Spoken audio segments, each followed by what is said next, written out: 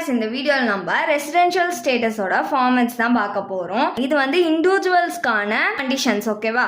பேசிக் கண்டிஷன்ஸ்ல 182 days வந்து அவங்க இந்தியாவில் இருந்திருக்கணும். எப்போனா ப்ரீவியஸ் இயர் நம்மளுக்கு எப்போ ஸ்டார்ட் ஆகும்? ஏப்ரல் 1 2024 இருந்து மார்ச் 31 2025 வரைக்கும் நம்மளுக்கு ப்ரீவியஸ் இயர். ஓகேவா? இந்த இயரில் அவங்க 182 டேஸ் வந்து இந்தியாவில் ஸ்டே பண்ணியிருக்கணும்.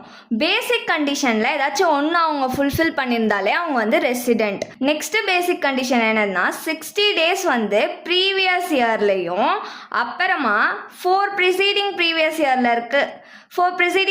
இயர் இருக்குல்ல, அதெல்லாம் 365 டேஸும் ஸ்டே பண்ணியிருக்கணும். 60 days and 365 days 4 preceding previous இயரில் ஸ்டே பண்ணியிருந்தாதான் இந்த செகண்ட் பேசிக் கண்டிஷன் சாட்டிஸ்ஃபை ஆகும். எம்ப்ளாய்மெண்ட் பர்பஸ்க்காக அவங்க வந்திருக்காங்கன்னா அவங்க வந்து 2 பேசிக் கண்டிஷனையுமே ஃபுல்ஃபில் பண்ணியிருந்தாதான் அவங்க ரெசிடென்ட். ஒரு கண்டிஷனை வந்து ஃபுல்ஃபில் பண்ணிட்டு ஒரு கண்டிஷனை ஃபுல்ஃபில் பண்ணலன்னா அவங்க வந்து நான் ரெசிடென்ட் தான். இப்போ அவங்க ரெசிடெண்டா இல்லையான்னு தெரிஞ்சிச்சா, நெக்ஸ்ட் வந்து அவங்க ஆர்டினரிலி ரெசிடெண்டா இல்லை நாட் ஆர்டினரிலி ரெசிடெண்டான்னு கண்டுபிடிக்கணும்.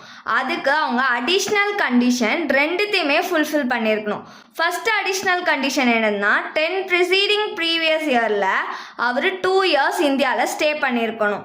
நெக்ஸ்ட் அடிஷ்னல் கண்டிஷன் என்னதுன்னா 7 ப்ரிசீடிங் ப்ரீவியஸ் இயரில் 730 டேஸ் வந்து இந்தியாவில் ஸ்டே பண்ணியிருக்கணும். அப்படி இந்த 2 கண்டிஷனில் ஏதாச்சும் ஒரு கண்டிஷன் தான் அவர் ஃபுல்ஃபில் பண்ணியிருக்காருன்னா அவர் நாட் ஆர்டினரிலி ரெசிடென்ட். இந்த அடிஷ்னல் கண்டிஷனையுமே அவங்க ஃபுல்ஃபில் பண்ணியிருந்தாங்கன்னா அவங்க வந்து ஆர்டினரிலி ரெசிடென்ட்.